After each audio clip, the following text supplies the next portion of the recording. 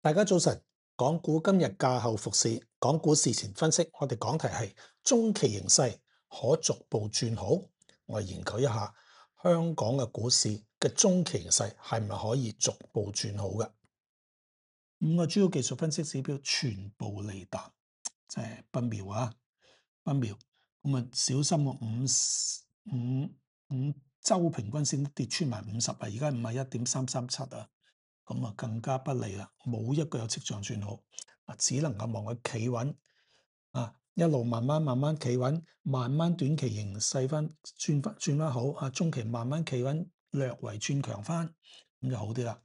好，我哋再詳細睇睇而家嘅最新形勢，而家嘅最新形勢係點呢？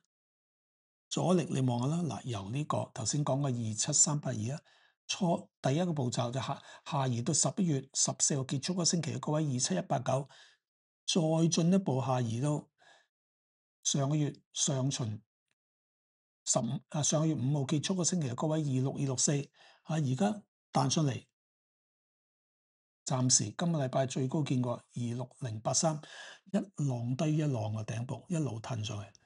另一方面咧，個低位咧，先係由10月中旬低位25145，跟住咧以下急跌大陰燭。11月21號結束個星期嘅低位25178，嗱就咁本嚟係好嘅，陰45178冇跌低過嘅。不過12月中旬低位25087就跌穿咗啦。咁即係話咧，始終咧高位低位都係下移緊嘅。咁啊不理想，咁當然啦，最重要嘅中期支持位，我哋先睇第一個就係呢個剛才講咗嘅25807啦，阻力就係初步睇咧，就係亦都係剛才講咗嘅26264啦。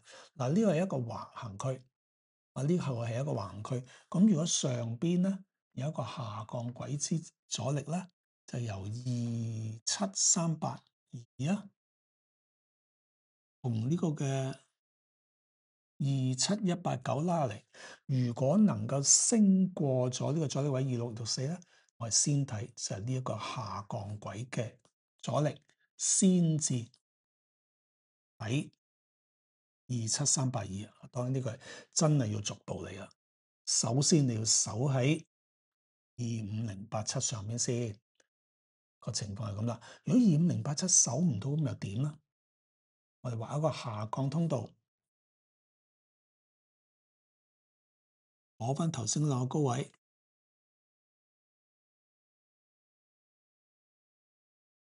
開條平行線最遠嗰點就係10月17號結束個星期嘅低位25145，就係呢個下降通道底啊！好清楚係嘛？放大啲形勢就咁，橫區裏邊希望慢慢轉強，向上逐步突破，守唔到咧就睇下降通道底部。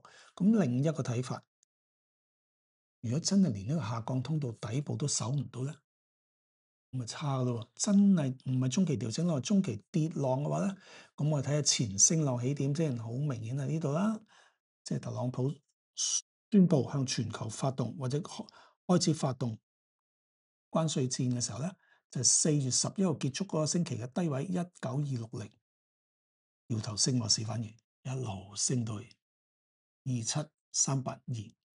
好，到時我哋再睇0.382、0.5甚至0.618倍，好極端惡劣嘅情況之下嘅量度跌幅目標啦，分別係24279、24279，跟住咧再睇就係23321、23321，最差情況咧係睇22363、22363嘅。